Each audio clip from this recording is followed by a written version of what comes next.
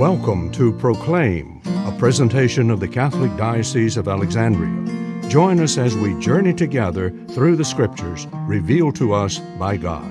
Good morning and welcome to Proclaim. And so now that he's given instructions for the people to take their places in small groups, hundreds and fifties, he then begins to act.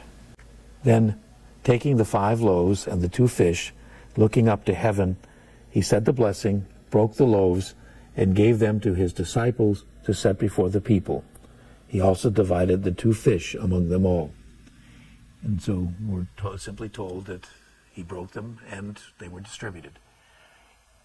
Perhaps by the time Mark is writing, that particular descriptive use of several verbs would have called to mind what was already part of their Eucharistic celebrations, because that is exactly the same ideas that are presented when at the Last Supper that Jesus has with his disciples.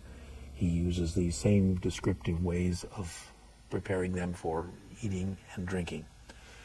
The fact that the Gospel of Mark has Jesus give the loaves to his disciples, who then give them to others, is just the opposite of what we find in the way the Gospel of John describes this same miracle story, where Jesus himself is described as feeding them. So it's interesting how the details of the same story, as it's been passed on and by the time it gets recorded, are shaped by different traditions and by authors as they have their own purpose in including the story. And the fact that the 2 fish are not described directly as being given to the disciples leaves the question of, did Jesus do that himself or not? And we simply are left with the question. But certainly the lesson is very clear. This program was brought to you by Kramer Funeral Home.